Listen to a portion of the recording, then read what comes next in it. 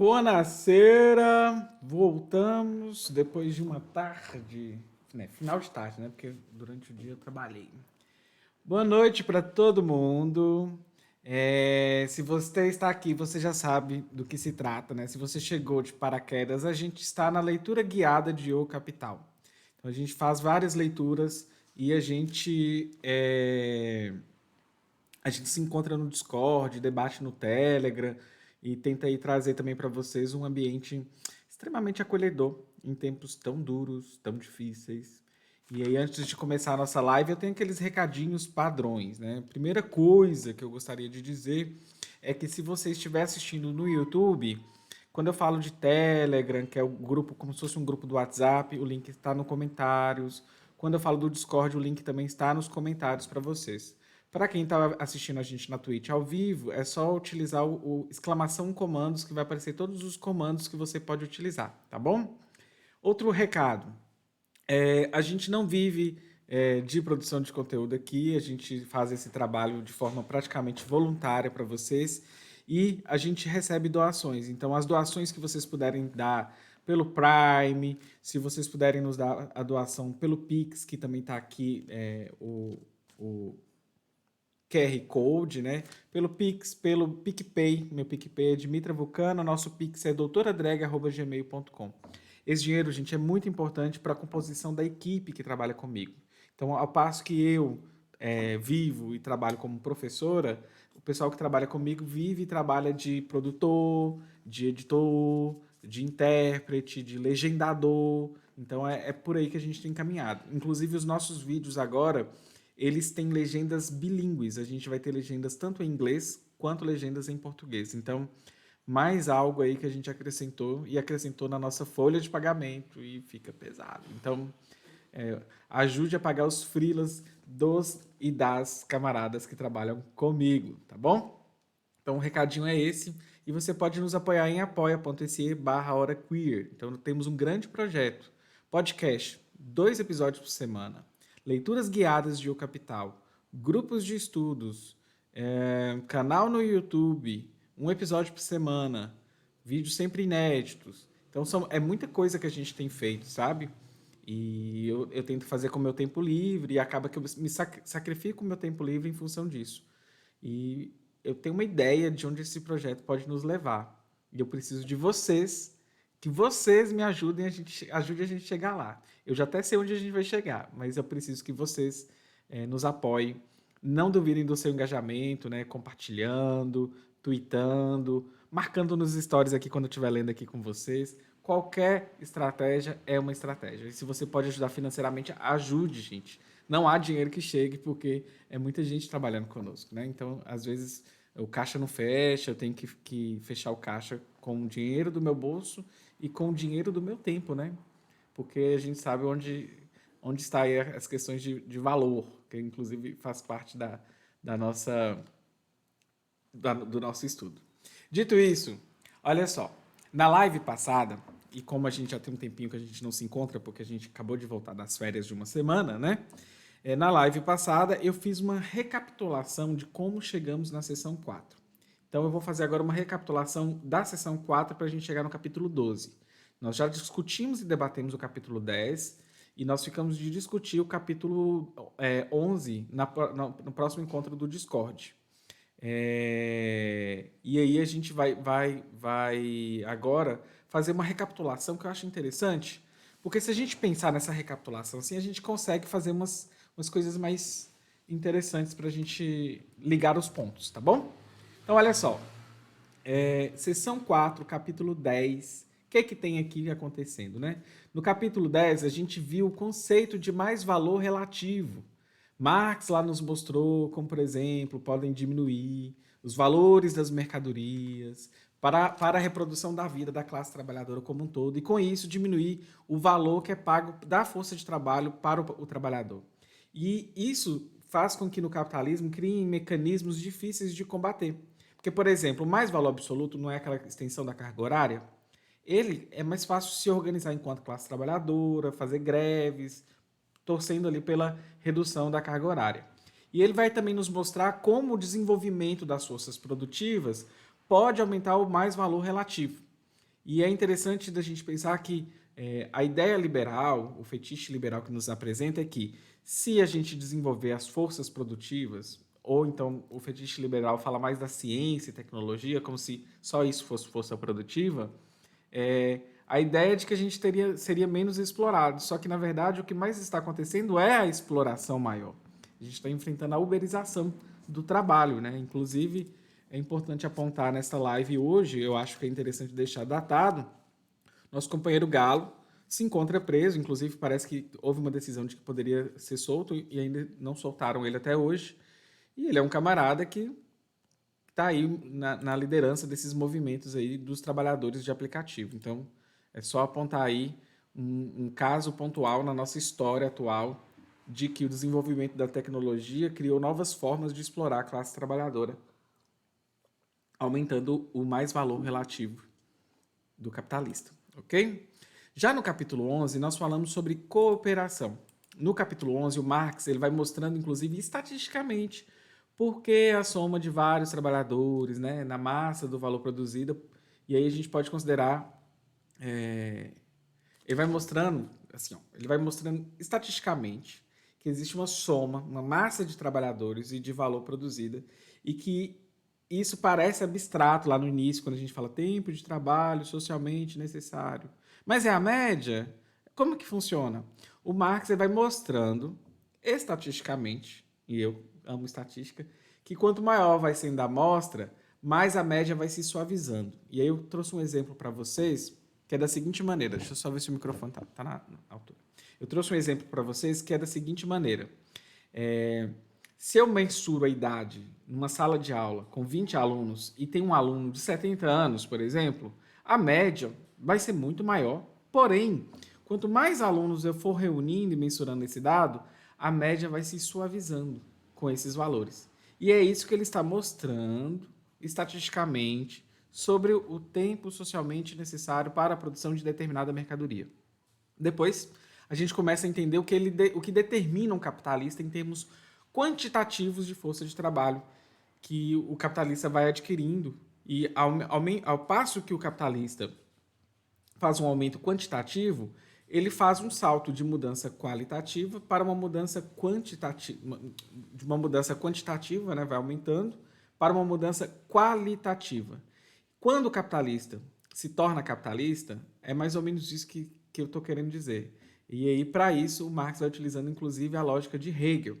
E a gente vai ver Hegel também hoje, assim, pincelado, né? Porque Hegel é o meu pé no sapato, minha pedra no sapato.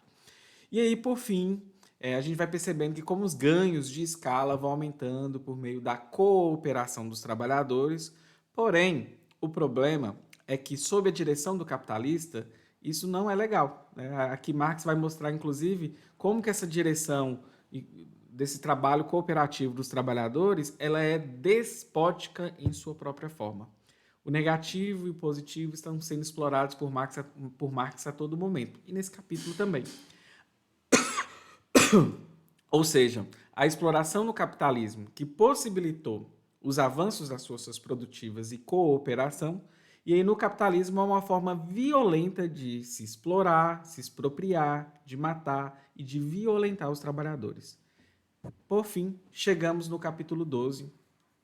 Inclusive hoje eu pretendo fazer uma divisão interessante para a gente pensar o capítulo 12, que eu não vou avançar muito e vou ler só uma parte, vai ser uma pequena live hoje, para a gente não deixar leitura acumulada para o nosso encontro no Discord. Então a gente poderia chegar no capítulo 13, mas não venceríamos, porque o capítulo 13 tem mais de 100 páginas, e aí a gente vai finalizar um pedaço do capítulo 12 hoje, um pedaço do capítulo 12 amanhã. Inclusive, quem tiver atrasado, eu já vi pessoas atrasadas no grupo, essas pessoas poderão nos alcançar de novo, tá bom? Então, eu fiz essa suavizada aqui para a gente poder seguir. Então, hoje a live é uma retrospectiva e ela também, ao mesmo tempo, ela é uma live para a gente avançar, mas não muito. Eu pretendo avançar, inclusive, vou deixar eu falar para vocês.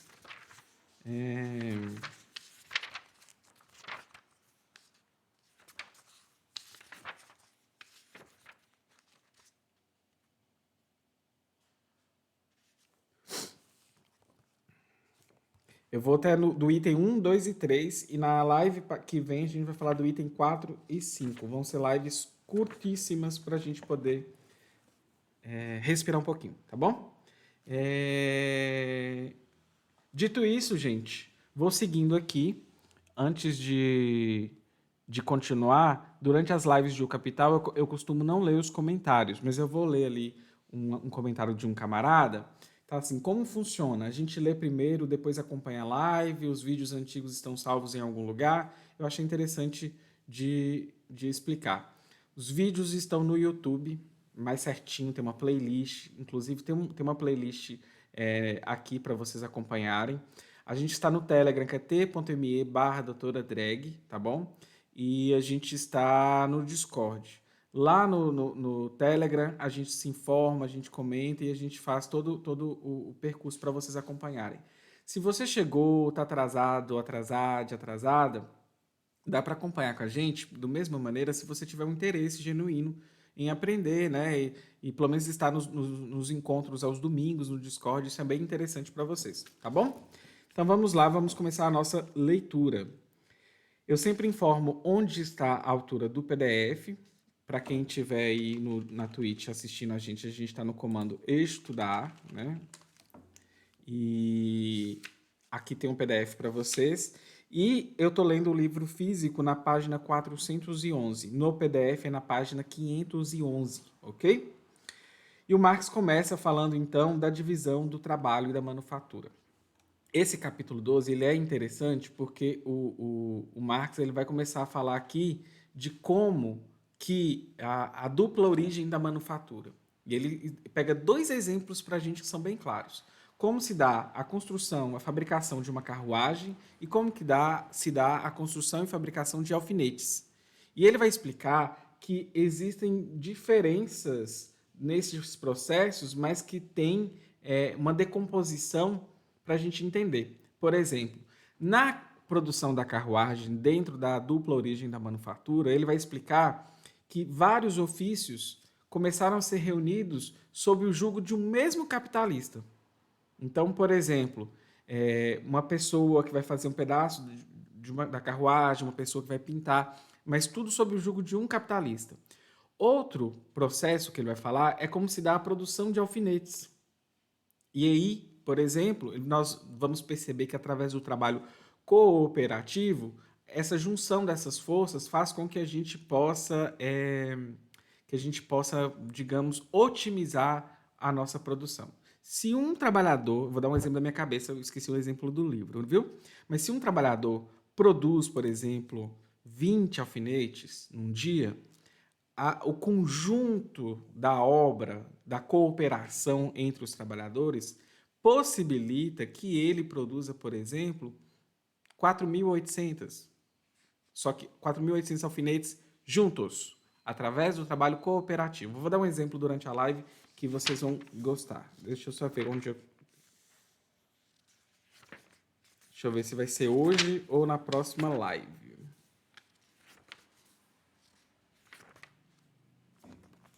Olha...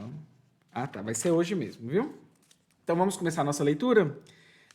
Capítulo 12, página 511 do PDF, página 411 do livro físico, e o Marx começa falando antes do próprio capitalismo, né? A cooperação, fundada na divisão do trabalho, assume sua forma clássica na manufatura.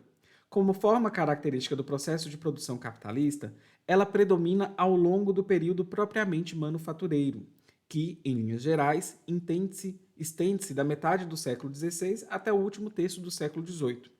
A manufatura vai surgir de dois modos, é o que eu expliquei sobre o alfinete e sobre a carruagem. No primeiro, reúnem-se na mesma oficina, sob o controle de um mesmo capitalista, trabalhadores de diversos ofícios autônomos, por cujas mãos tem de passar um produto até seu acabamento final. Uma carruagem, por exemplo, era o produto total dos trabalhos de um grande número de artesãos independentes, como segeiro, celeiro, costureiro, serralheiro, correeiro, torneiro, pernameiro, vidraceiro, pintor, envernizador, dourador, etc. A manufatura de carruagens reúne todos esses diferentes artesãos numa mesma oficina, onde eles trabalham simultaneamente e em colaboração mútua. É verdade que não se pode dourar uma carruagem antes de ela estar feita. Mas, se muitas carruagens são feitas ao mesmo tempo, uma parte pode passar constantemente pelo douramento, enquanto outra parte percorre uma fase anterior do processo de produção. Então, imagina aqui uma esteira de produção, mas não fordista ainda, porque a gente não chegou no século XX, né? Imaginemos que nessa esteira a gente vai ter processos distintos sendo feitos. E o último processo vai ser essa parte de dourar a carruagem. Se fosse num processo feito por um único artesão, se fosse um ofício, né, o fazedor de carruagem, ele teria que fazer cada processo até chegar na parte de dourar. Agora não. Cada pessoa tem sua função. Então, as carruagens vão sendo produzidas e quando chega, enquanto ele está dourando, outra já está iniciando. Outra já está no meio, outra já está mais para frente. E assim a gente tem um processo produtivo fracionado. Só que o que é importante da gente apontar nesta live de hoje para este capítulo, a gente ainda não estamos na grande indústria, a gente está na manufatura. E na manufatura, esse processo ainda, por exemplo, aqui a gente está falando de vários ofícios. São vários artesãos que agora estão sob o jugo de um mesmo capitalista. Então, a gente tem que só localizar esses elementos assim para a gente não se perder no ponto histórico, né? Porque a gente está entendendo o capitalismo como um processo sócio-histórico. Então, se a gente se perder nesse processo sócio-histórico, a gente não vai conseguir se ajustar aí aos elementos que estão sendo apresentados para a gente. A manufatura de carruagens reúne todos esses diferentes artesãos numa mesma oficina, onde eles trabalham simultaneamente em colaboração mútua. É verdade que não se pode dourar uma carruagem antes de ela ser feita, mas, se muitas carruagens são feitas ao mesmo tempo, uma parte pode passar constantemente pelo douramento, enquanto outra parte percorre uma fase anterior do processo de produção. Até aqui, permanecemos ainda no terreno da cooperação simples, que encontra já dado seu material humano e de coisas. Mas logo ocorre uma modificação essencial. O costureiro, o ferreiro, o correeiro, que se dedicam apenas à fabricação de carruagem, perdem gradualmente, com o costume, a capacidade de exercer seu antigo ofício em toda a sua amplitude. Então, o Marx está nos apresentando aqui um elemento interessante sócio-histórico. Olha, se antes existiam pessoas que dominavam a arte para poder fazer aquela carruagem do início ao fim, já não se mais tem essa habilidade, porque essa habilidade ela foi fracionada em outras habilidades artesãs ainda nessa altura do campeonato. Então isso é importante da gente ser apontado. Quem chegou ainda, eu fiz um longo discurso e a gente está na primeira página, 411, e na página 511 do PDF. Ok? Estou no segundo parágrafo especificamente. Por outro lado, sua atividade tornada unilateral assume agora a forma mais adequada para sua esfera restrita de atuação. Originalmente, a manufatura de carruagens apareceu como uma combinação de ofícios independentes. Pouco a pouco, ele se transformou em divisão da produção de carruagens em suas diversas operações específicas, processo no qual cada operação se cristalizou como função exclusiva de um trabalhador, sendo sua totalidade executada pela união desses trabalhadores parciais. Desse mesmo modo, surgiram a manufatura de tecidos e toda uma série de outras manufaturas de combinação de diversos ofícios sob o comando do mesmo capital. Então, olha só, nós estamos caminhando aqui para onde o capitalista começa a ter um domínio sobre diversos ofícios, mas ainda não destruiu ainda aquele ofício artesanal. Mas vai ser. Então, acompanhemos. Mas a manufatura também surge por um caminho oposto. Muitos artesãos que fabricam produtos iguais ou da mesma espécie, como papel, tipos para imprensa ou agulhas, são reunidos pelo mesmo capital simultaneamente na mesma oficina. Tem-se aqui cooperação em sua forma mais simples. Muitos artesãos que fabricam produtos iguais ou da mesma espécie, como papel, tipos para imprensa ou agulha, são reunidos pelo mesmo capital, simultaneamente na mesma oficina. Tem-se aqui a cooperação em forma mais simples. Olha só como que isso vai dar.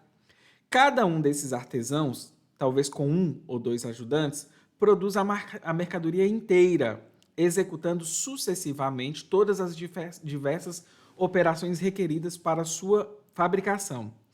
Ele continua a trabalhar conforme seu antigo modo artesanal, mas circunstâncias externas logo fazem com que a concentração dos trabalhadores no mesmo local e a simultaneidade de seus trabalhos sejam utilizadas de outro modo. Uma quantidade maior de mercadorias acabadas deve, por exemplo, ser fornecida num determinado prazo, e por esse motivo o trabalho é dividido.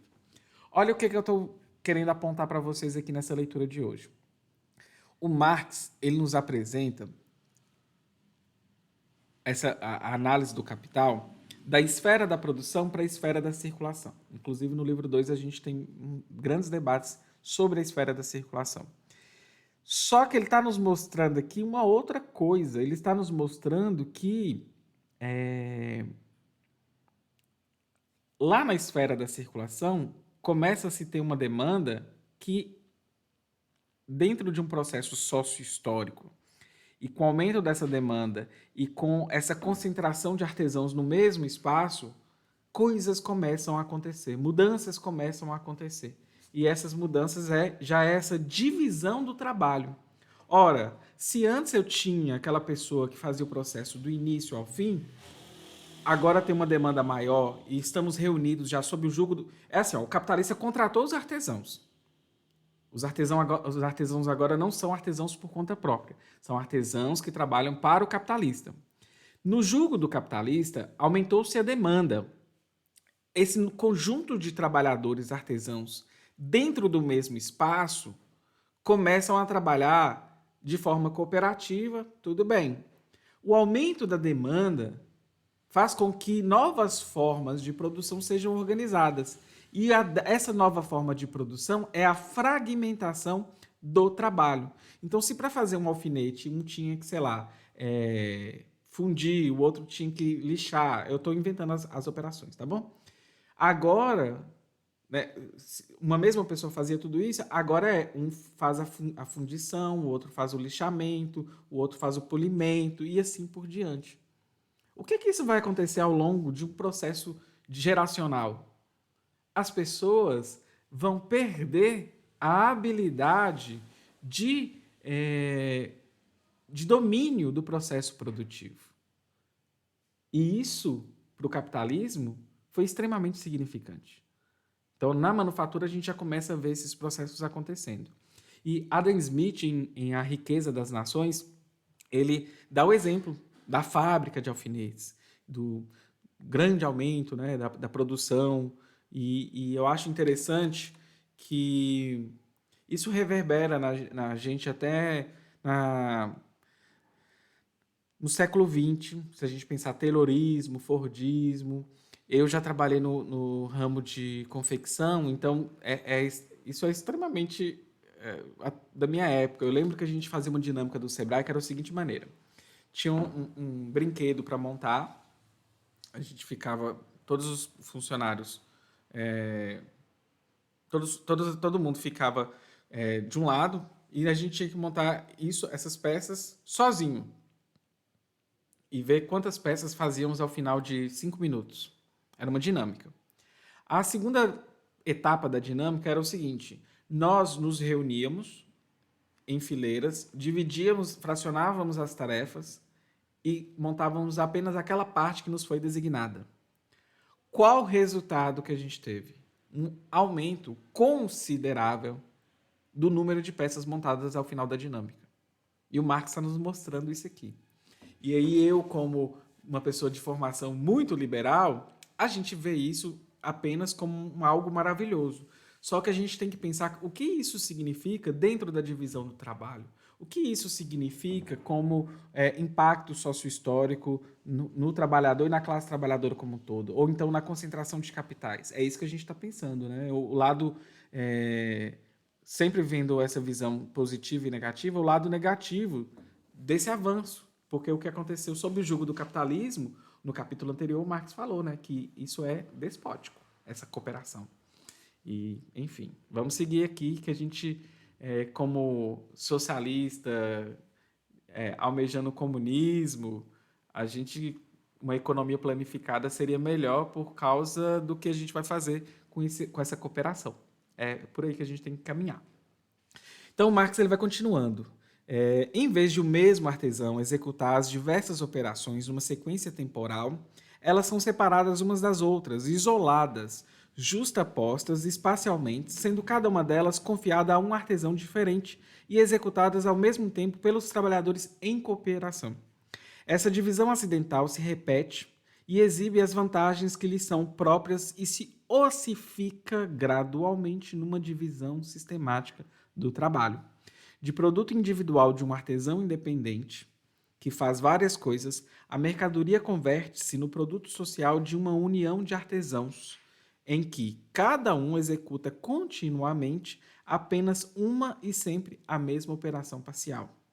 As mesmas operações que se conectavam às outras como atos sucessivos do fabricante de papel nas guildas alemãs tornaram-se mais tarde independentes na manufatura holandesa de papel, como operações parciais executadas uma ao lado das outras por muitos trabalhadores em cooperação.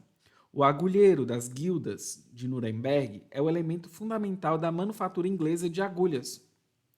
Mas enquanto aquele agulheiro isolado executava uma série de, talvez, 20 operações sucessivas, na Inglaterra não tardou até que houvesse 20 agulheiros, um ao lado do outro, cada um executando apenas uma das 20 operações, que, em consequência de experiências ulteriores, ainda seriam muito mais subdivididas, isoladas e autonomizadas como funções exclusivas de trabalhadores individuais.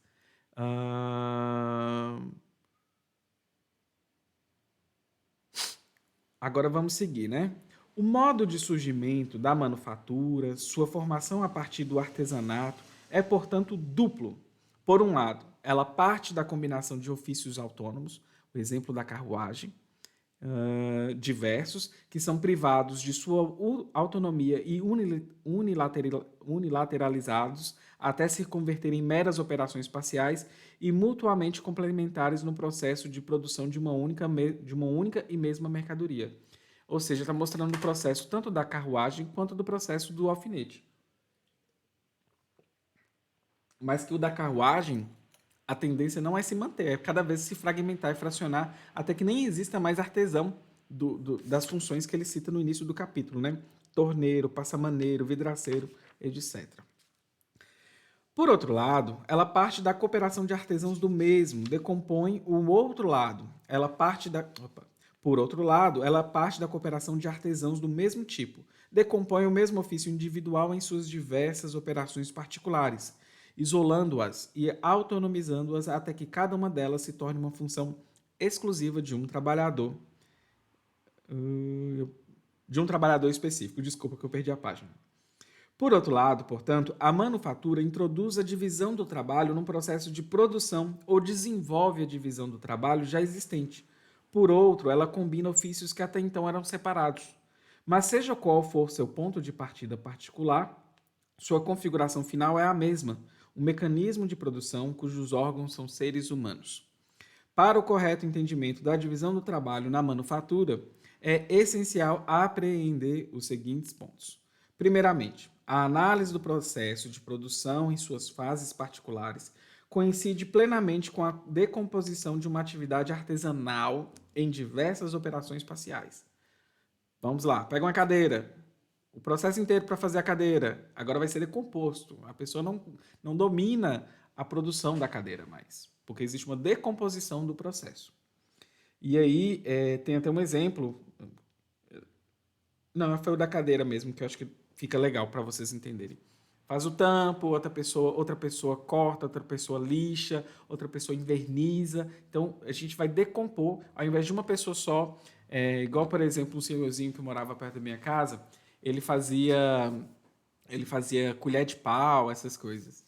e bacia, gamela, não sei se vocês conhecem esse nome, gamela, e o que a gente pode perceber é que ele poderia fracionar aquele artesanato dele em diversas operações parciais, contratar uma série de pessoas e assim, essa pessoa vai fazer só essa lixa, essa pessoa fará só esse pedaço, essa pessoa fará só esse pedaço, e no final ele teria uma grande produção aí, mesmo que artesanal, pela divisão das diversas operações na produção aí das colheres de pau, das gamelas, etc. O trabalho artesanal permanece sendo a base, olha o que o Marx está falando. E essa base técnica limitada exclui uma análise verdadeiramente científica do processo de produção, pois cada processo parcial que o produto percorre tem de ser executável como trabalho parcial artesanal. É justamente porque a habilidade artesanal permanece como a base do processo de produção que cada trabalhador passa a dedicar-se exclusivamente a uma função parcial, e sua força de trabalho é então transformada em órgão vitalício dessa função parcial. Por fim, essa divisão do trabalho é um tipo particular da cooperação, e várias de suas vantagens resultam da essência geral da cooperação e não dessa sua forma particular. E aí chegaremos no tópico 2. O trabalhador parcial e sua ferramenta. Marx começa assim. Adentrando agora nos detalhes dessa questão, olha o título desse subtópico. O trabalhador parcial e sua ferramenta. Nós vamos ter conclusões importantes a partir disso. Adentrando agora nos detalhes dessa questão, é desde logo claro que um trabalhador que executa uma mesma operação simples durante toda a sua vida transforma seu corpo inteiro num órgão automaticamente unilateral dessa operação e, consequentemente, precisa de menos tempo para executá-la do que o artesão que executa alternadamente toda uma série de operações. Mas o trabalhador coletivo combinado, que constitui o mecanismo vivo da manufatura, consiste de muitos desses trabalhadores parciais e unilaterais.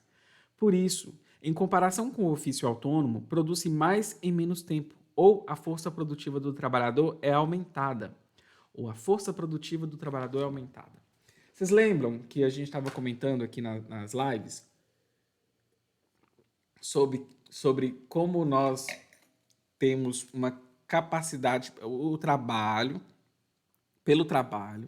possuímos uma capacidade teleológica de superar as barreiras naturais e a partir disso a gente vai se desenvolvendo, desenvolve a nós mesmos e as forças produtivas. Por exemplo, muitos anos atrás, milhares de anos atrás, a depender, não poderíamos ficar na água. Por exemplo, sei lá, vamos pensar quando antes de começar as grandes navegações, não daríamos para ir para o meio de um oceano. Não sobreviveríamos. Se nós, homens modernos, pegasse essas pessoas e jogasse no meio do mar, elas morreriam. Elas durariam ali alguns dias boiando, tentando sobreviver, mas elas eventualmente morreriam. O que aconteceu a partir do nosso trabalho? Houve um desenvolvimento das forças produtivas em que conseguimos ultrapassar a barreira da água. Podemos viver no mar. Esse exemplo ele é dado pela professora Marina Gouveia. Eu acho ele muito, muito pontual, muito interessante para a gente pensar. Porque a partir disso a gente consegue superar essa barreira. E vamos pegar um exemplo. As orcas, que não são baleias, que são golfinhos. As orcas, elas possuem uma linguagem extremamente inteligente, existem formas cooperativas de caçar, de se organizarem lá com a linguagem própria. São linguagens próprias que, inclusive, variam entre bandos. Eu não sei se a palavra é bandos, mas tudo bem, peguem leve aí comigo nisso. Só que se a orca chegar na praia e parar na areia, ela ela vai encalhar, ela vai morrer. Então, quando a gente fala da nossa capacidade de teleologia, e quando o Marx está falando de trabalho, é sempre importante apontar que a gente está falando de trabalho humano. Porque as orcas também têm suas formas de trabalho. Só que não tem essa capacidade que a gente tem de desenvolver as forças produtivas. A gente muda a natureza infelizmente, estamos mudando para destruir tudo e a gente muda a nós mesmos pelo trabalho. É isso que estamos fazendo. É lógico que nós, trabalhadores, estamos fazendo isso sob o jugo dos capitalistas, porque a gente vive num sistema que está preocupado apenas com valores de troca. A gente já conversou sobre isso. Então acaba que a gente tem aí um sistema que tem encaminhado para isso. E a gente vai mudando a nós mesmos e mudando a natureza. Um exemplo que eu gosto muito de dar, isso é quando eu li, não é Marx, isso foi quando eu li a teoria queer. Eu lembro de ler Paul Preciado e Paul falando do cyborg, que somos todos cyborg. E aí eu estava lembrando de uma coisa. A forma que eu iria escrever um texto numa pedra, num papiro, ela vai mudando ao longo dos anos. Pedra, papiro, um caderno, uma máquina de escrever, um computador, às vezes até um celular, às vezes até um áudio com transcrição em tempo real. Desenvolvemos a força produtiva e desenvolvemos até a nossa capacidade de produção de conhecimento. Isso é muito maravilhoso, gente. Lógico que é terrível, porque a gente está sob o jugo do capitalismo. Mas imagina isso nas mãos nossas, na mão do trabalhador, na mão do povo, para o povo e com o povo. E sem pensar em valores de troca, mas também valores de uso como principal. Nessa altura do campeonato, todo mundo já sabe o que é valor de uso e a gente tem que se preocupar com isso. O capitalismo não se preocupa com isso. Ele se preocupa de forma acidental. Acontece, ele precisa, mas não é o que ele busca, porque ele precisa produzir valor. É valor e valor e valor que produz valor. Capital é isso, é valor que produz valor. A acumulação aí louca. Não sabemos até onde vamos chegar, mas lutaremos para a gente não chegar nesses níveis terríveis. Perdi até a linha da onde eu estava falando, mas eu acho que eu já sei aqui. Ou a força produtiva do trabalho é aumentada. Também, o método do trabalho parcial se aperfeiçoa depois de estar autonomizado como função exclusiva de uma pessoa. Como a experiência o demonstra, a contínua repetição da mesma ação limitada e a concentração da atenção nessa ação ensinam a atingir o efeito útil visado com o mínimo de dispêndio de força. Mas, como diferentes gerações de trabalhadores, como eu já falei, convivem simultaneamente e cooperam nas mesmas manufaturas, os artifícios técnicos assim obtidos consolidam-se, acumulam-se e são transmitidos com rapidez. Deixa eu só tossir aqui.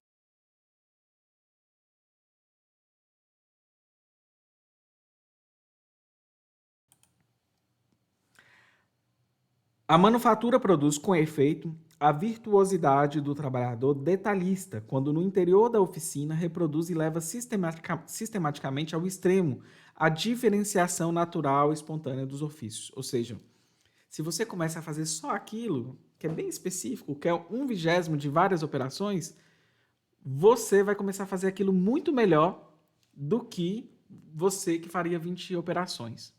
Isso na nossa sociedade também é interessante da gente pensar um adendo aqui. É interessante a figura do especialista. Aquela pessoa que é extremamente conhecedora daquele ponto principal da nossa ciência, do nosso estado da arte. Entretanto, isso faz com que a pessoa se torne alheia a outros processos. Aqui a gente está falando no nível de operações mais básicas do artesanato, mas a gente pode pensar isso para o conhecimento também. Então, à medida que a gente se especializa em algo, a gente tem ignorado vários outros algos por aí também, né? E é uma contradição. Então, simbora.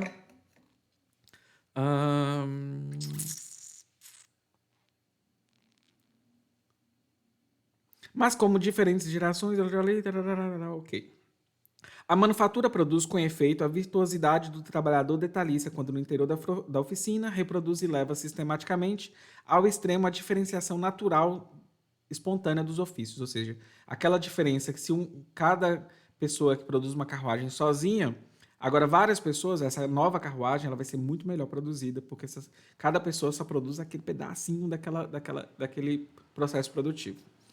Por outro lado, sua transformação do trabalho parcial em profissão, Beruf, Agora eu entendi dessa parte do alemão, porque eu estou no A1. Por toda a vida de um homem corresponde à tendência presente em sociedades anteriores, de tornar hereditários os ofícios, de petrificá-los em castas, caso determinadas condições históricas produzissem no indivíduo, nos indivíduos uma variabilidade em contradição com o sistema de castas, de ossificá-los em corporações. Castas e corporações têm origem na mesma lei natural que rege a distinção de plantas e animais em espécies e subespécies, com a única diferença de que, num certo grau de desenvolvimento, a hereditariedade das castas ou a exclusividade das corporações é decretada como lei social. E aí o Marx está mostrando, por uma visão materialista, né, do materialismo histórico dialético, como o capitalismo ele é uma forma sócio-histórica que vai levar, inclusive, à formação de classes. E a gente já entende que essa formação de classes é dos expropriadores e dos expropriados, burgueses e proletários. E Marx comenta isso também na Ideologia Alemã, na página 44. Até notei isso aqui, porque ele fala... É uma crítica que ele faz ao Hegel da falta de materialismo na concepção de história do Hegel. Estamos indo na página 415, vamos pular aqui um pedacinho, e estamos na página 516 do PDF. Como Thalita está maravilhosamente me acompanhando agora, eu estou amando essa ajuda. Ele começa assim, ó. Um artesão que executa sucessivamente os diversos processos parciais da produção de um artigo é obrigado a mudar hora de lugar, hora de instrumentos. A passagem de uma operação para outra interrompe o fluxo de seu trabalho, formando, em certa medida, poros em sua jornada de trabalho. Tais poros se fecham assim que ele passa a executar continuamente uma única e mesma operação o dia inteiro, ou desaparece à medida que diminuem as mudanças de sua operação. A força produtiva aumentada se deve aqui ou ao dispêndio crescente de força de trabalho num dado período de tempo, portanto, a intensidade crescente do trabalho ou o decréscimo do consumo improdutivo de força de trabalho. O excesso de dispêndio de força exigido em cada passagem do repouso ao movimento é compensado pela duração maior da velocidade normal, depois de esta ter sido alcançada. Por outro lado, a continuidade de um trabalho uniforme aniquila a força tensional e impulsiva dos espíritos vitais que encontram na própria mudança de atividade seu descanso e estímulo. A produtividade do trabalho depende não só da virtuosidade do trabalhador, mas também da perfeição de suas ferramentas. Ferramentas do mesmo tipo, como instrumentos para cortar, perfurar, pilar, bater, etc., são utilizadas em diversos processos de trabalho. E no mesmo processo de trabalho, o mesmo instrumento serve para diferentes operações. Mas assim que as diferentes operações de um processo de trabalho são dissociadas umas das outras e cada operação parcial adquire nas mãos do trabalhador parcial a forma mais adequada possível e, portanto, exclusiva, torna-se necessário modificar as ferramentas que anteriormente serviam para outros fins diversos. Marx aqui está começando a dissecar o processo, nos mostrar em várias camadas, as camadas da cebola, né, que o Harvey fala, que a Marina Gouveia apresenta, e é aqui que a gente começa a ter que começar a pensar essas mediações. Nós vamos pular agora o finalzinho desse item 2, só ler ali, né, o trabalhador detalhista e seu instrumento formam os elementos simples da manufatura. Voltemos-nos agora à sua figura inteira. E ele começa.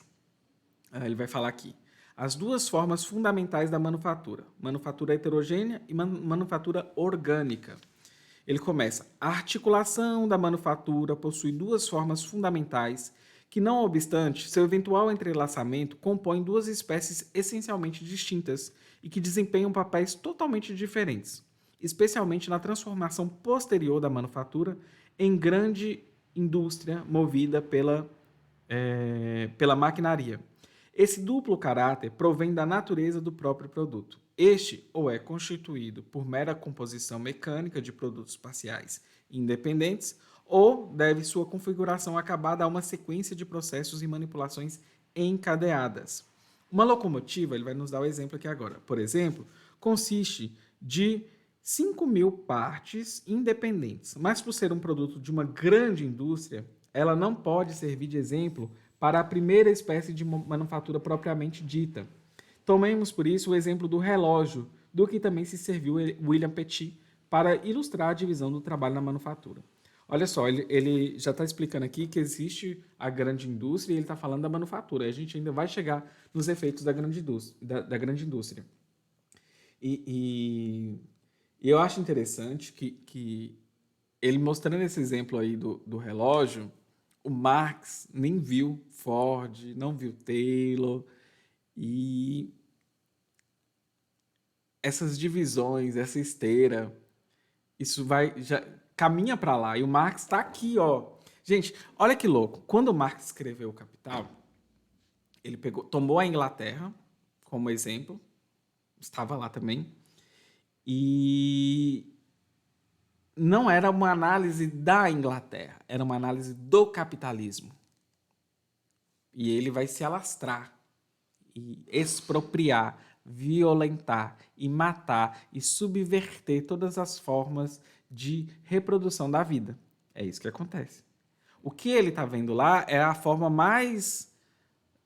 a única forma existente mais avançada que estava acontecendo na Europa como um todo. E basicamente, essa porra vai se espalhar, vai matar, vai fazer tudo isso que está acontecendo aqui. E vai continuar. E vai se expandir para nações.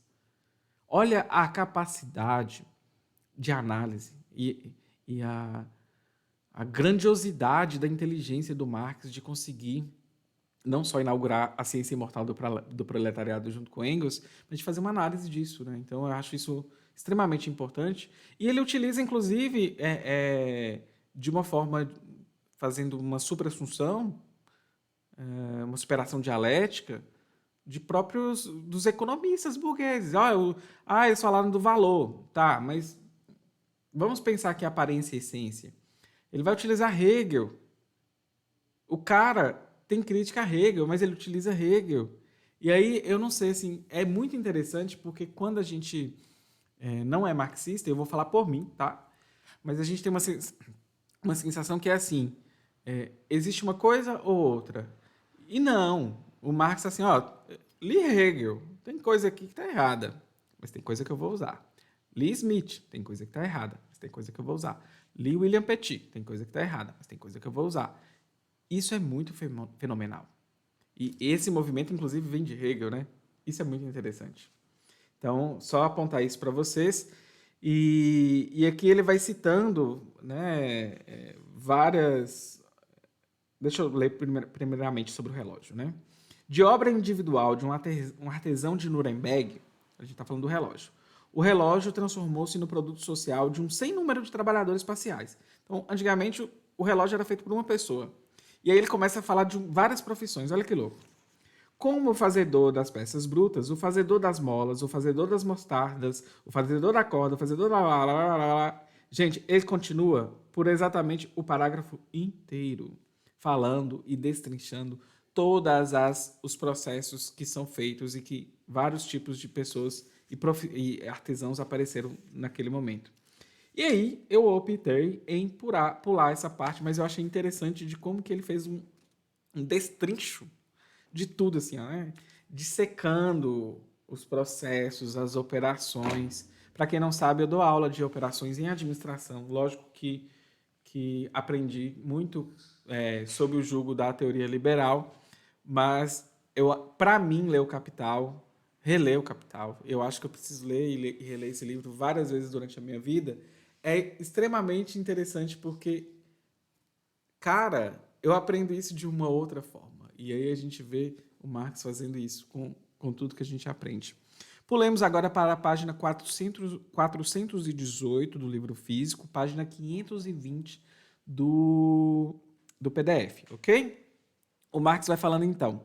O segundo tipo de manufatura, sua forma acabada, produz artigos que passam por fases interconexas de desenvolvimento.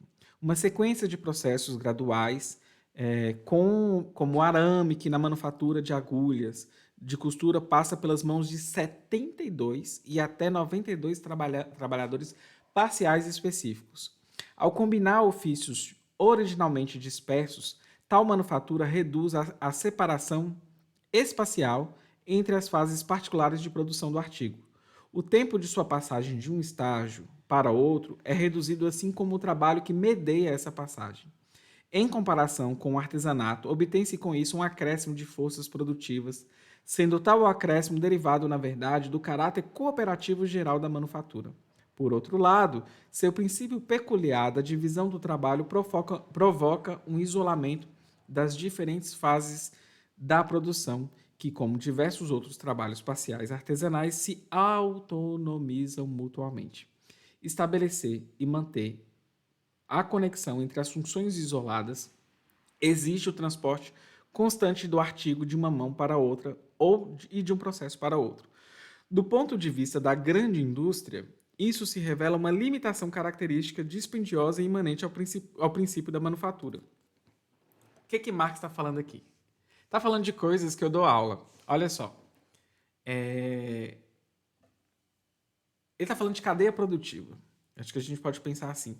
Ou de como, por exemplo, se fragmentou o processo de produção.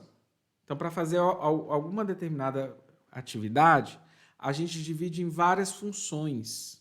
Inclusive, a gente vai estudar isso como divide também entre vários capitalistas, onde o produto de um capitalista são os meios de produção de outro capitalista. Exemplo, para fabricar esse vestido, a fábrica de vestido precisou de comprar os tecidos. O produto do fabricante de tecidos são os meios de produção do fabricante de vestidos. Entendeu agora as conexões? Só que isso demanda um processo logístico. E o Marx já está nos apresentando aqui que isso demanda tempo, isso é como se fosse, olha lá, no final, do ponto de vista da grande indústria, ele está na manufatura ainda, mas ele já está falando. Do ponto de vista da grande indústria, isso se revela uma limitação característica dispendiosa e imanente ao princípio da manufatura. Então, ele já começa falando de como que isso é custoso. Acho que uma palavra boa para isso é custoso para os processos, para o processo logístico como um todo. Nós vamos dar um pequeno salto. Vamos para a página 419 do livro físico e página 522 do PDF, ok? Ele começa lá. Por ser o produto parcial de cada trabalhador parcial apenas um grau particular de desenvolvimento do mesmo artigo, cada trabalhador ou grupo de trabalhadores fornece ao outro sua matéria-prima. No resultado do trabalho de um está o ponto de partida para o trabalho do outro. Assim, um trabalhador ocupa diretamente o outro. O tempo de trabalho necessário para se obter o efeito útil visado em cada processo parcial é fixado conforme a experiência e o mecanismo inteiro da manufatura repousa sobre o pressuposto de que, em dado momento de trabalho, obtém-se um dado resultado. Apenas sob esse pressuposto, os processos de trabalhos diferentes e mutuamente complementares podem prosseguir justapostos espacialmente, de modo simultâneo e ininterrupto. É evidente que essa dependência imediata dos trabalhos e, por conseguinte, dos trabalhadores entre si, força cada indivíduo a empregar em sua função não mais do que tempo necessário, gerando-se assim uma continuidade, uniformidade, regularidade, ordenamento e, mais ainda, uma intensidade do trabalho absolutamente distintos daqueles vigentes no ofício autônomo ou mesmo no regime de cooperação simples. E aí ele continua, né, que... Ah, tá. Não, vou ler lá na frente que eu coloco um comentário interessante para a gente pensar aqui. Que numa mercadoria seja aplicado apenas o tempo de trabalho socialmente necessário para a sua produção é algo que aparece na produção de mercadorias em geral, como coerção externa da concorrência. Ou seja, vamos ler de novo. Que numa mercadoria seja aplicado apenas o tempo de trabalho socialmente necessário para a sua produção é algo que aparece na produção de mercadorias em geral como coerção externa da concorrência, dado que, ou seja, a concorrência, as mercadorias na esfera da circulação, no comércio, tem uma concorrência, porque a gente precisa fazer a transmutação da mercadoria em dinheiro, e aí ele começa falando que isso altera também como a gente faz dinheiro para a mercadoria. O processo produtivo está sendo subvertido dentro do sistema capitalista. É isso que ele está colocando. Agora, o que é mais importante é que Marx ele passa a discussão e apresentar para a gente o capitalismo da esfera da produção para a esfera da circulação. E aí, ele vai, na verdade, colocando isso numa perspectiva histórica, e aí quando ele vai colocar isso na perspectiva socio-histórica, não é isso que acontece. Olha só, se a análise de O Capital pelo Barbudo, pelo Carluxo, pelo Carlinhos Marx, se dá da esfera da produção para a esfera da circulação, o processo sociohistórico, que a gente entende como chamado capitalismo, se dá, na verdade, do comércio para a produção. As trocas de mercadorias já existiam antes do próprio capitalismo. Lembram disso? Então a gente está começando agora a colocar essas coisas em perspectivas. E, gente, eu com esse cabelo nessa live eu sou um nojo mesmo, né? Porque eu fico lambendo ele aqui, mas não tem jeito. Vamos lá então. E olha só o que, ele vai colocar. Acabei de fazer essa explicação que é interessante para vocês.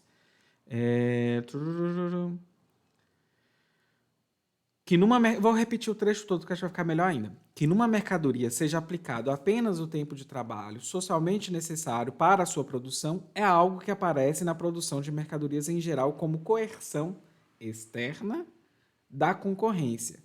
Dado que, expresso superficialmente, cada produtor individual é obrigado a vender a mercadoria pelo seu preço de mercado.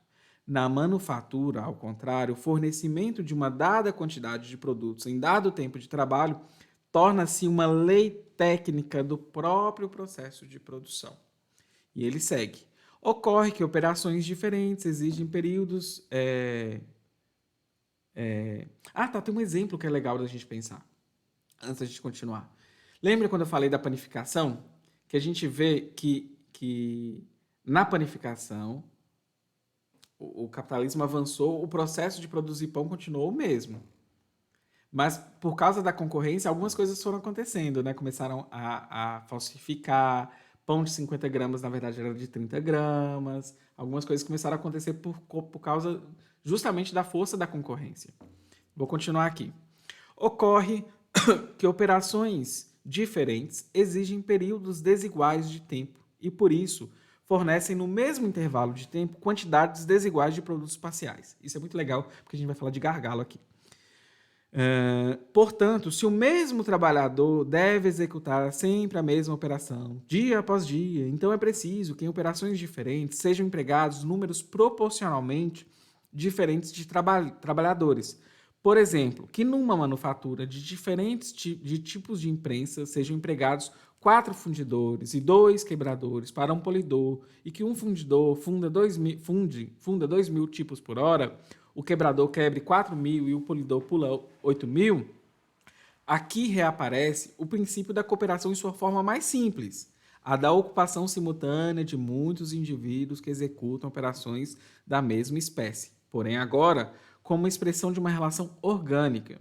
A divisão manufatureira do trabalho, portanto, não só simplifica e diversifica os órgãos qualitativamente diferentes do trabalhador coletivo social, como também cria uma proporção matemática fixa para a extensão quantitativa desses órgãos, isto é, para o número relativo de trabalhadores ou grandeza relativa dos grupos de trabalhadores em cada função específica.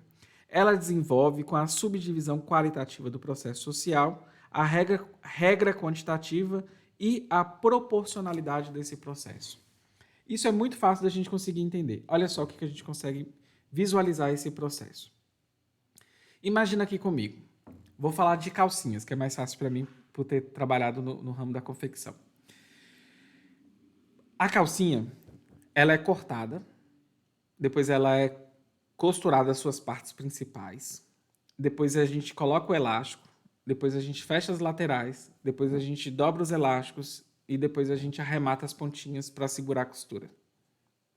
Põe um lacinho, eu tô falando uma calcinha básica, aquela calcinha bege, chocolate.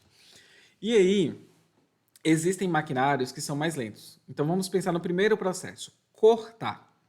Para cortar uma calcinha, calcinhas em geral, eu vou primeiro desenrolar o tecido, deixar o tecido descansar. Não sei se vocês sabem disso, mas se o tecido não descansar, ele encolhe. Então, se eu cortar, eu corto desse tamanho o molde, aí vai ficar desse tamanho, o disforme. Então, os processos que decorrem disso são da seguinte maneira: descansa o tecido, depois descansa o tecido, pego mapa de corte. O que é o mapa de corte? Eu tenho uma mesa lá de trabalho enorme, acho que vocês conseguem visualizar isso, né? Eu não preparei nenhum material. Nessa mesa de trabalho eu tenho um mapa e os moldes são dispostos das formas que melhor se encaixam num grande quebra-cabeça. Tem um mapa, aí eu vou empilhar os tecidos, várias folhas de tecido empilhadas, pego uma maquinona que é um serrotão, ou então um laser, e corto tudo. O processo vai cortar milhares de calcinhas de uma vez. Agora, para ir para o segundo processo, eu preciso de juntar as calcinhas. Então, eu tenho que ter uma quantidade de máquinas de costura proporcional à minha capacidade de corte. E aí vai pensando nos diversos processos. Alguns processos são mais lentos, outros mais rápidos. Onde são mais lentos, a gente chama, até na teoria burguesa, de gargalos. E o que Marx está falando é que nesses gargalos a gente precisa, então, criar uma proporcionalidade destes processos para que a gente consiga fazer que a cooperação funcione. Por que eu estou falando isso? Não adianta nada ter milhares de calcinhas cortadas se eu não consigo ter uma quantidade proporcional de máquinas e pessoas para montá-las, para depois seguir no processo. Porque vai ficar aquele tanto de calcinha cortada parado e saindo pingado de junção dos tecidos. Entendeu como que faz sentido? Olha que materialismo, só que existe. É isso que o Barbudo está nos contando aqui, ok? Então, ele continua. Estando fixada pela experiência, a gente vai descobrir isso pela experiência, né? São anos de setor aprendendo a fazer isso. A proporção mais adequada dos diferentes grupos de trabalhadores parciais para uma determinada escala da produção, essa só pode ser ampliada por meio do emprego de um múltiplo de cada grupo particular de trabalhadores. A isso se acrescenta que o mesmo indivíduo pode executar igualmente bem certos trabalhos em maior ou menor escala, como o trabalho de supervisão, o transporte dos produtos parciais de uma fase de produção para outra. A autonomização dessas funções ou sua atribuição a trabalhadores específicos só passa a representar uma vantagem com a ampliação do número de trabalhadores ocupados e desde que essa ampliação atinja de imediato e de maneira proporcional todos os grupos. O grupo individual de um número de trabalhadores que executam a mesma função parcial consiste de elementos homogêneos e forma um órgão particular de mecanismo total. Nas diferentes manufaturas, porém, o próprio grupo é um corpo articulado de trabalho, enquanto o mecanismo total é formado pela repetição ou multiplicação desses organismos produtivos elementares. Consideremos, por exemplo, a manufatura de garrafas de vidro. Aí ele vai falar sobre a manufatura de garrafas de vidro e eu optei para a gente pular e... Aí depois lá na frente vai falar de cadeia produtiva global, e eu já falei para vocês, imagina os diferentes atores do processo. Tem o fabricante, aí eu vendo para uma empresa que compra em grande quantidade, que a gente vai chamar de atacadista, aí esse atacadista vende para um varejista, e o varejista vende para o consumidor final, tal qual a gente conhece. A gente vai começar a ler na página 526 do PDF e na página 422 do livro físico, ok? Aí ele começa. O período da manufatura, que logo proclama como seu princípio consciente diminuição do tempo de trabalho necessário para a produção de mercadorias, também desenvolve eventualmente o uso de máquinas, sobretudo em certos processos iniciais e simples, que têm de ser executados massivamente e com grande aplicação de força. Assim, por exemplo, a manufatura de papel começa com a trituração de trapos, realizada por moinhos específicos, e na metalurgia, o britamento de minério é feito pelos assim chamados moinhos de pilões. A forma elementar de toda a maquinaria foi-nos transmitida pelo Império Romano com moinho d'água. Aí tem uma nota 43 que eu falei assim que achei interessante a gente ler. A história inteira do desenvolvimento da maquinaria pode ser seguida por meio da história dos moinhos cereais. Olha que legal, né? Um incremento da força produtiva. O período do artesanato deixou como legado grandes invenções: a bússola, a pólvora, a impressão de livros e o relógio automático. Em geral, no entanto, a maquinaria exerce aquela função secundária que Adam Smith lhe atribui em comparação com a divisão do trabalho. Aí tem a nota 44, que também é interessante de apontar, que Marx vai falar. Como se verá mais detalhadamente no livro 4. Spoiler, não existe o livro 4, Marx morreu antes de conseguir, pelo menos, conceber os manuscritos, igual teve o livro 2 para o Engels e a Tussi, né, a Eleanor, poder fazer isso, ok? E a Laura, em certa medida, também. Enfim, algumas outras pessoas pegaram.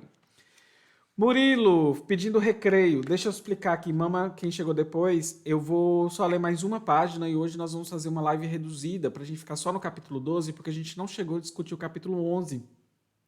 E aí a gente vai ficar na nossa semaninha de descanso e aí a gente volta no capítulo 13, que tem 111 páginas, tá bom? Vou terminar aqui rapidinho. O período do artesanato... Aí tem a nota 44 que ele vai falar, né? A nota 44 ele fala do Adam Smith. Adam Smith não concebeu nenhuma tese nova sobre a divisão do trabalho, mas o que caracteriza como economista político que sintetiza o período da manufatura é o acento que ele coloca sobre a divisão do trabalho. O papel subordinado que confere à maquinaria provocou no começo da grande indústria a polêmica de Landerdale e, numa época mais desenvolvida, a de Uri. Adam Smith também confunde a diferenciação dos instrumentos, na qual os próprios trabalhadores parciais da manufatura participaram muito ativamente como invenção das máquinas. Olha isso. Adam Smith confunde os instrumentos, né? A diferenciação dos instrumentos, na qual os próprios trabalhadores parciais da manufatura participaram muito ativamente como a invenção das máquinas. A gente é a extensão das máquinas, né, gente? O uso esporádico da maquinaria tornou-se muito importante no século XVII, pois ela oferecia aos grandes matemáticos daquela época pontos de apoios práticos e estímulo para a criação da mecânica moderna. A maquinaria específica do período da manufatura permanece sendo o próprio trabalhador coletivo. A maquinaria específica do período da manufatura permanece sendo o próprio trabalhador. Lembra que ele falou lá que no processo de decomposição das operações, o trabalhador torna-se o órgão vital do processo? Então, ele está para onde ele estava caminhando. Então, a maquinaria específica do período da manufatura permanece sendo o próprio trabalhador coletivo, que resulta da combinação de muitos trabalhadores parciais. Ou seja, imagine que várias pessoas juntas formam uma maquinaria. É isso, na manufatura. Vários trabalhadores parciais. Por que parciais? Um vai fazer uma determinada operação e outro uma outra operação. Isso tudo na manufatura é um grande ajuntamento, é uma genkidama, melhor exemplo, é uma genkidama humana, ou seja, várias operações, vários trabalhadores, e isso tudo é a maquinaria que a gente entende e que ele está nos apresentando com o nome de manufatura. Então, neste período, mesmo havendo máquinas, gente, o que importa, que Marx está nos apresentando, inclusive, é que é a cooperação entre o trabalhador. E aí existe isso é o estado da arte das nossas forças produtivas que já se desenvolveram a uma época anterior. É isso que ele está nos apresentando. As diversas operações que o produtor de uma mercadoria executa alternadamente e que se entrelaçam na totalidade de seu processo de trabalho colocam-lhe exigências diferentes. Numa, ele tem de desenvolver mais força. Noutra, mais destreza. Numa terceira, mais concentração mental e etc. E o mesmo indivíduo não dispõe dessas qualidades no mesmo grau. Então, pega cada habilidade do trabalhador e aplica onde ele é melhor. Depois da separação, autonomização e isolamento das diferentes operações, os trabalhadores são separados, classificados e agrupados de acordo com suas qualidades predominantes. Se suas especificidades naturais constituem a base sobre a qual se ergue a divisão do trabalho, a manufatura, uma vez introduzida, desenvolve forças de trabalho que, por sua natureza, servem apenas para funções específicas unilaterais. O trabalhador coletivo dispõe agora de todas as qualidades produtivas no mesmo grau de virtuosidade e as despende, ao mesmo tempo, do modo mais econômico, concentrando todos os seus órgãos individualizados em trabalhadores ou grupos de trabalhadores especializados no desempenho exclusivo de suas funções específicas. A unilateralidade e mesmo a imperfeição do trabalhador parcial convertem-se em sua perfeição como um membro trabalhador coletivo. O hábito de exercer uma função unilateral transforma o trabalhador parcial em órgão natural e de atuação segura dessa função, ao mesmo tempo que sua conexão com o mecanismo total o compele a operar com a regularidade de uma peça-máquina. E aí eu lembrei daquele filme. Daquele filme. Como é que fala? Tempos Modernos do Chaplin. Porque o Chaplin já a gente está falando do século XX, né? De outra revolução industrial. Aqui, ainda o ritmo é o ritmo dos trabalhadores coletivos, do trabalhador coletivo, que é composto de trabalhadores parciais, que é a grande maquinaria. Lá nos tempos modernos, o Chaplin apertando, o ritmo não é deles. O ritmo é do cara lá que aperta os botões para a maquinaria andar ou desandar com tudo. Então, é interessante a gente pensar isso aí. Na hora eu me lembrei de tempos modernos enquanto eu estava lendo. E eu não vou colocar aqui, eu ia até colocar um trechinho. Todo mundo, acho que já um professor já fez você assistir tempos modernos. É porque os copyrights, até hoje, faz cair vídeo de tempos modernos, que eu já tentei fazer isso. Como as diferentes funções do trabalhador coletivo podem ser mais simples ou mais complexas, inferiores ou superiores, seus órgãos, as forças de trabalho individuais requerem diferentes graus de formação e possuem, por isso, valores muito diferentes. A manufatura desenvolve, assim, uma hierarquia das forças de trabalho. Aqui corresponde uma escala de salários. Se de um lado o trabalhador individual é apropriado e anexado vitaliciamente a uma função unilateral de outro, as diferentes operações laborais daquela hierarquia. Ei, bateu cansaço. Daquela hierarquia, uma hora de leitura parece que é o tempo certinho, né? Chega essa hora que eu fico cansado mesmo. Daquela hierarquia são adaptadas às suas habilidades naturais e adquiridas. Todo o processo de produção humano de produção requer, no entanto, certas operações simples que qualquer ser humano é normalmente capaz de executar. Também tais operações são agora destacadas de sua conexão fluida com os momentos mais plenos da atividade e ossificadas em funções exclusivas. O que era total, agora é parcial e está ali ossificado e ficou. Em todo ofício que se apodera, a manufatura cria, portanto, uma classe dos chamados trabalhadores não qualificados, antes rigorosamente excluídos pelo artesanato. Ao mesmo tempo que desenvolve, aí ele vai continuar, e aí é interessante da gente pensar que esse movimento de se desenvolver uma classe de trabalhadores desqualificados é o próprio impulso do capital e tem como função, inclusive, reduzir o valor da força de trabalho. Então, a gente já viu vários grupos históricos de trabalhadores que eram extremamente qualificados e que hoje não são mais valorizados pelo sistema capitalista. É o que está acontecendo aqui na sua forma mais embrionária quando a gente está pensando de manufatura. Então, gente, meu plano para hoje é isso. Nós vamos na semana que vem ler a continuidade do capítulo 12, porque no Discord a gente precisa discutir o capítulo 11 e o capítulo 12, tá bom? É isso, brigadão por essa live, é sempre um prazer ler com vocês o Capital, eu acho muito maneiro, eu acho que é um processo para mim muito gostoso, porque eu tento aprender o máximo possível para estar aqui com vocês.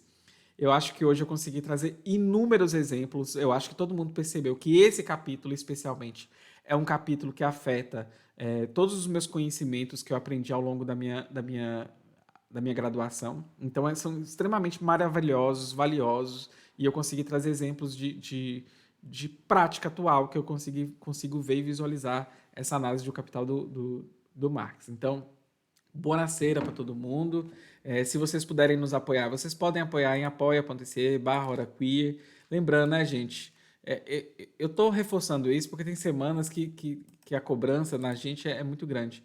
Euzinha, Dimitra Vulcana, não vivo de produzir conteúdo. Queria, inclusive, é meu desejo no médio, no longo prazo. Mas neste momento, na altura do campeonato, eu vivo como professora, eu estou como professora, talvez morrerei como professora, porque eu também não acho que vou ficar, sei lá, eu acredito que posso ficar uns 2, 6 anos como produtora de conteúdo, mas não necessariamente vivendo disso. Então, eu só explico isso porque tem uma grande equipe que trabalha comigo, a gente precisa pagar essas pessoas e pagar bem, né? Porque a gente está falando do quê? Da exploração, da força de trabalho. Então, se você puder nos apoiar, apoie em apoia.se/queer. Você pode nos apoiar também no PicPay, que é Dimitra Vulcana. Vocês podem nos apoiar no Pix, que é doutoradrag@gmail.com. E é essencial. O dia que eu falar, e eu sou muito sincera, o dia que eu falo assim, gente, estou pronta, estou no grau, mami, vou viver de conteúdo, vou afastar da escola, do meu serviço, e agora estou com vocês. É isso, tudo isso faz parte de um grande projeto, de um planejamento, mas também que tem pessoas envolvidas e a minha própria vida e a reprodução da minha vida, né? A gente tem que comer, beber, desculpe o palavreado, cagar, transar, ter um teto, né? Então, é daí que a gente tá partindo da nossa análise, tá bom? Isso chama valor da força de trabalho, o valor mínimo para subsistência do trabalhador. É isso, boa noite para todo mundo. Vamos fazer uma rede. Para quem? Para quem? Para quem? Vamos fazer para o camarada Zamiliano hoje? Eu estou alternando as redes entre produtores grandes e produtores pequenos, viu, gente? Para a gente poder ir democratizar esse espaço. Depois também, se vocês quiserem, vocês podem me indicar outras pessoas para eu poder fazer rede também, porque a gente vai construindo aí fazendo rede, a gente constrói, né, na verdade, uma rede interessante de pessoas. Então é isso. Boa noite para todo mundo. Beijinhos e bye!